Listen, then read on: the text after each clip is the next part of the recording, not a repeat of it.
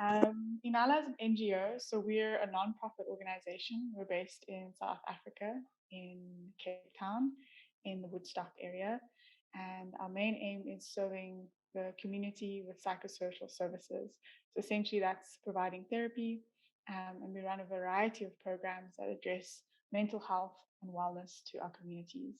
And our main aim is creating well and healthy communities on a holistic level. So that's essentially looking at every level with health in the body, health in the mind, so that we can create healthy and well communities.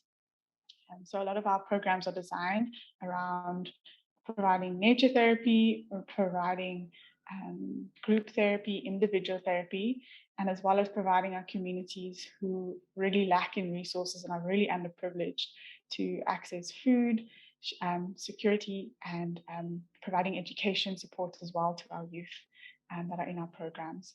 So we deal with youth from around 14 to 18 as well, and we deal with their families, their teachers, their principals, as well as local community members. So we really work on every level to uplift and create well communities and focusing on our mental health.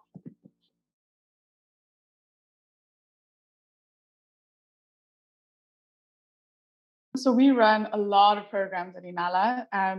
We currently have around 6 programs. They're all interlinked and relate to each other, with the main aim around mental wellness. So we have our youth program, and underneath that is our girls and our boys program. And they come weekly to receive therapeutic services. And we go on camps once a year. Usually before COVID, we used to go twice a year. We do weekly hikes with the kids, which is forms part of our wilderness program. And for a lot of these kids, they've never accessed the mountains. And we live in a city where there's mountains all around us. And there's 5-minute drives into the mountain and into the ocean. But for all these kids in our youth program, around 90% of them have never accessed the mountains. So our programs are really around accessing the resources and the natural abundance that we have in our city, to really let our communities that have been denied access because of lack of resources, to allow them to enjoy that fully. And so our wilderness therapy is a huge part of our youth program. And then we have our parenting program, which really forms part of our women's program. And why I say that is because for a lot of our youth, a lot of them have absent fathers, and single-led mother households, relying on single incomes. So our parent program is essentially a women's program where we work around providing, again, also group therapy spaces, individual therapy. And we also take our women into the mountain and really see the healing effects of nature in our wilderness program as well with them.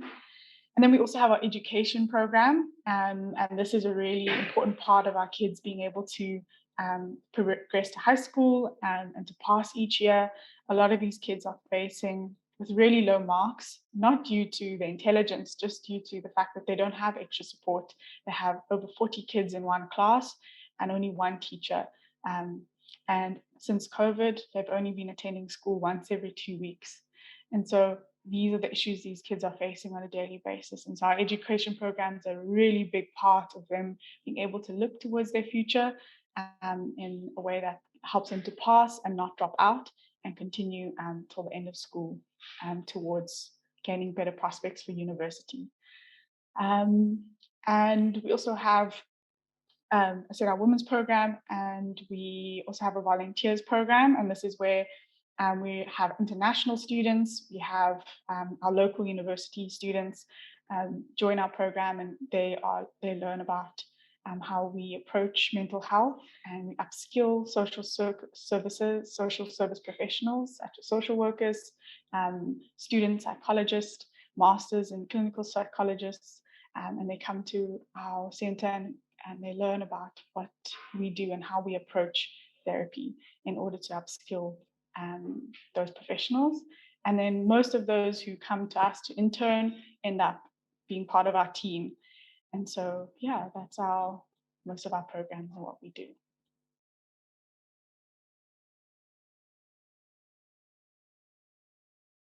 The mental health aspect in South Africa and the issues we face is really the main issues we face is around gender-based violence. And when I speak about gender-based violence, it really looks towards the inequalities we face. So a lot of 1 in 3 women are sexually assaulted by the age of 12. And so in our programs, we really have implemented um, these talking about the secrecy and shame that lies around being violated, which is such a common, unfortunately, thing in South Africa. And I think since COVID, there's been real heightening in gender-based violence as well as in mental health. Our country is a deeply traumatized country. We have a long history of apartheid, which was around separations of people through their race. And currently, now we're in a free country, in a democratic country, but we still face deep inequality. And these deep inequalities are within the communities that we face. So within this Woodstock community that we operate from, there is deep levels of trauma that still exist from the past, where during apartheid, they were sent through to different parts of the city. They weren't allowed access to the right amount of education, and these effects still exist. A lot of our parents who grew up in apartheid, and their kids were denied access as well to these schools that were more privileged as well. The mental health issue, how that ties into mental health, a lot of the communities that we'll deal with have a lot of stigma around mental health. And so in one of the cultures in our country, Zulu, in the isiZulu culture, they have no word for depression. And so this is a real indicator of how we don't even have the language to speak to these issues, let alone the resources to access the help that one may need.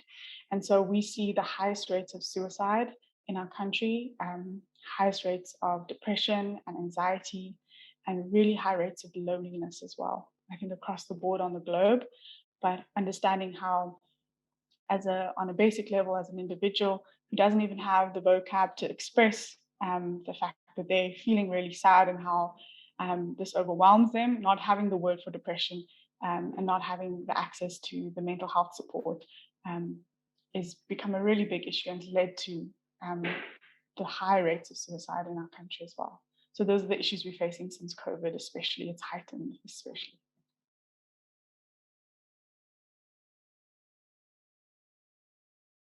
The awareness raising that we've been doing is really part of our mission and our vision as well. The mental health raising awareness part of our organization has been one of our greatest challenges, especially in a country that stigma around mental health is really strong. Using the word even mental health, a lot of people don't even know what that means, how it does apply to them, and they create a lot of this doesn't apply to me feeling. And so to get people to understand that, we really have to break down what it means just to care for ourselves, self-care, what that looks like. It's not just putting a face mask on and having a bubble bath, but really it's around how do I nourish myself? How do I come back to myself when I've had a really overwhelming and anxious day? And so a lot of our advocacy is really just breaking down really simple concepts into how, as individuals, we can take this into our life. And how that relates to our mission and our vision is that we want to create communities that advocate for themselves. We're not an organization that has all the information, that we have this kind of top-down approach where we're above the communities that we deal with. We really are an organization that works hand in hand with them. And so our organization has a lot of raising awareness efforts come from within the community. And we've realized when we work with them and we talk about what are the self-care things they do, and we advocate in that way within our communities, we bring that to our social media platforms, we bring that to telling stories of our mothers who started a walking club after work so they can release from the day. And then in these small ways, we start to really have advocates in the communities that start to normalize mental health, start to normalize caring for ourselves in a world and in a society that values sacrifice and burnout and overworking as this trophy. Whereas it's, as we know, it leads to such a poor state of mental wellness. So yeah, that's our raising our efforts and raising awareness. We've had many challenges, as you said, around the stigma, around how do we bring this across to the everyday person to understand and to want to invest in our programs around. Um, yeah, and so I think the inaccessibility to resources is the most common issue.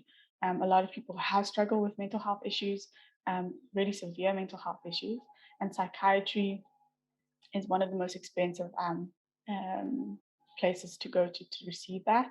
And so our organization tries to bridge that gap in providing pro bono sessions and assessments for those who are really in need, and not making this that the quality needs to go down just because there's not access to resources to receive that help.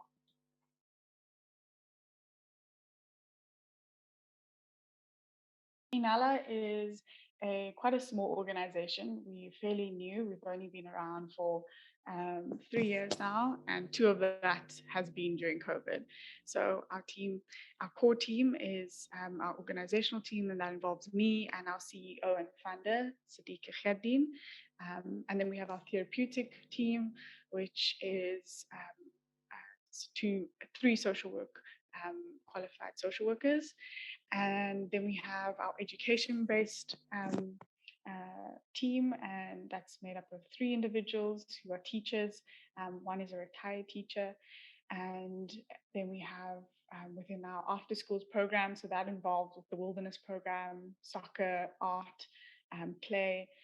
Those involve ad hoc people who are not employed by NALA, but they are volunteers on a regular basis. And there's our local people in our community that get involved.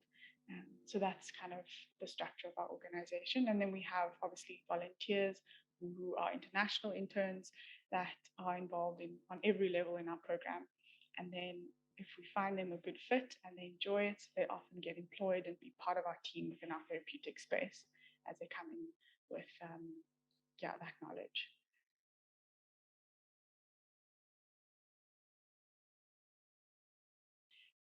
So we normally get our funding from corporations. They get tax deductibles from being able to fund NGOs.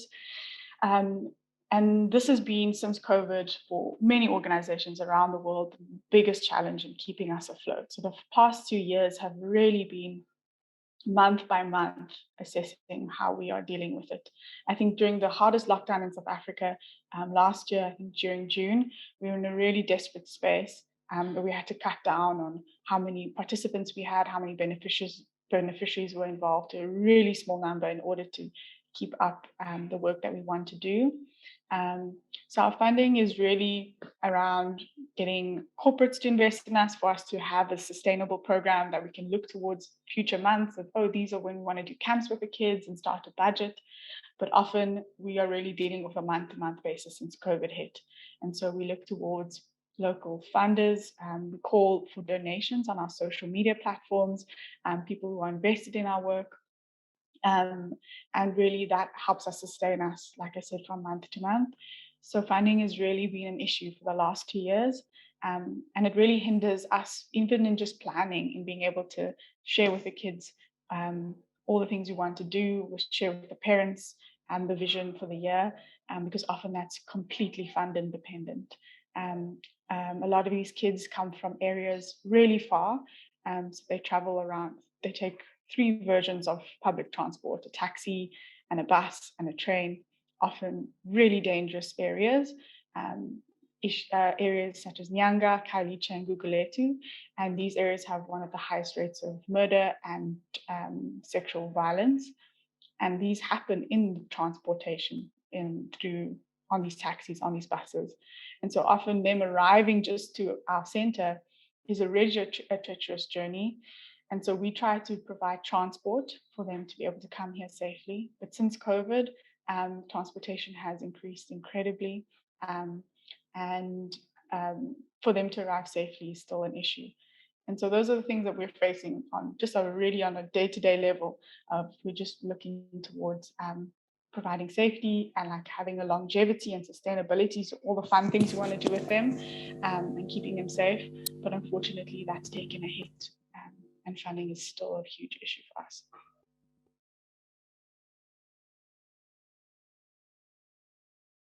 So for the hackathon that we'd like to collaborate with you guys on is around four issues that we've raised.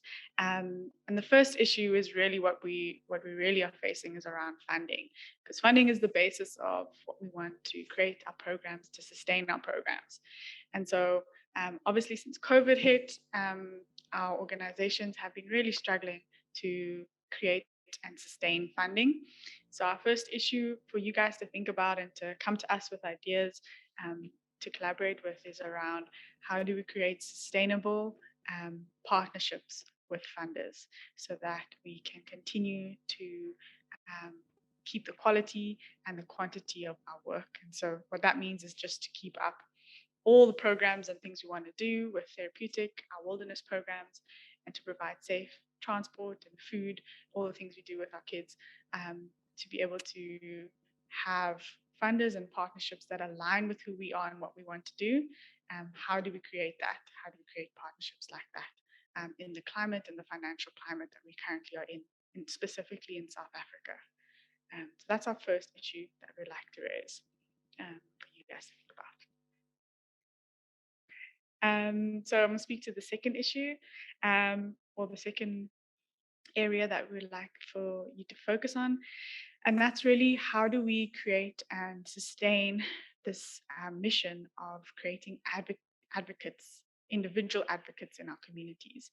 So how do we create people to take on and responsibility for their own mental health and wellness, so that if our organization have to shift and grow in different spaces and different communities, how do we not completely take away all of that work that we've done, and how do we keep this kind of advocacy within our communities, within the kid, within the mother, within the principal, um, within schools, to continue this awareness of mental health within their curriculums, within their homes, within their classrooms, so that we are able to ensure that our work is sustainable and that it's not just flash in the pan, and that our work is continues even if we have to move and shift into other communities. So that's another area that we'd like to focus on. And then our third area, which is really important to us, is again around our wilderness therapy.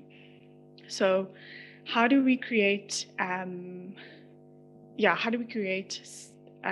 this relationship between the world, with the natural world, to the kid who's never stepped foot in a forest before? How do we create this caring aspect for nature, as well as a caring aspect for self, for their friend, for a person, a stranger in the road?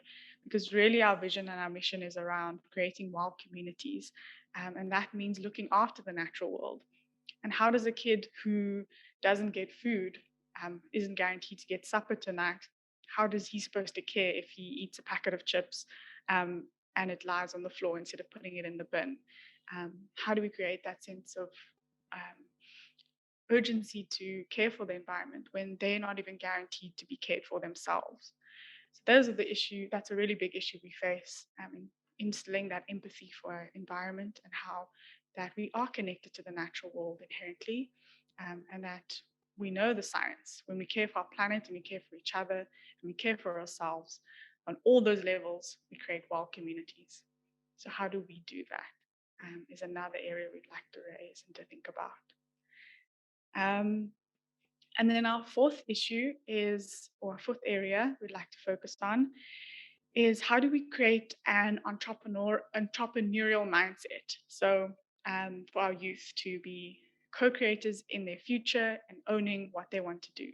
So for a lot of these kids, options post-school, so when they finish school, are not very diverse. And so we really want to create, and we see the future of being entrepreneurs as taking ownership over what they're really good at and what they can contribute to society. Unemployment is, in South Africa, is the highest rate of unemployment in the world. I think about 70% of youth are unemployed, even with a university degree. And so we see entrepreneurial mindset is becoming more and more important. And as an organization, we're seeing how important that is to introduce at this age where they're in grade 7, they're finishing off junior school, primary school, heading off into high school. And how do they start to look at subjects like maths, not just as a subject, but as an opportunity for them to realize, oh, I can use the skills in order to create a budget for my business, or use creative arts not just as a project that I need to get good marks in, but how can I use this towards creatively thinking about what I'm really good at so that I can promote myself and create sustainable income for themselves as well. So how do we create that program and sustain that program so that the kids be owners in their future, and create that sustainability? Um, yeah, so those are the four main areas that we'd really like to take a look at and delve into. And really, this is something that we've been in our very small team thinking about. And so we're really excited to have fresh new brains to be able to look at these issues from a fresh perspective, from a really different perspective. And it's really great that you guys are young. You're the same age as our youth participants. And so your answers will be the most valuable in being able to understand the perspective of what we can do for our kids, because we're much older and we don't really know how kids' brains work always, even with all the information we have. And so your understanding is actually way more valuable. And I really can't wait to see what you guys come up with.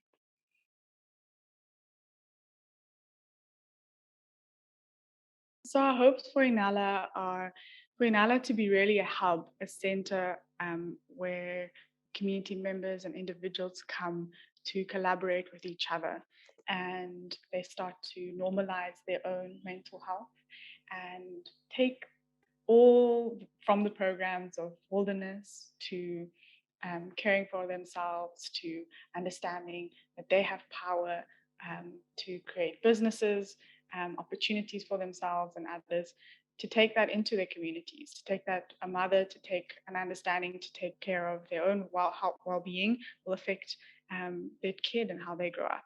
And so really our vision for Inala is to grow, to continue to go into high schools, into universities, because currently we're still working with primary school members.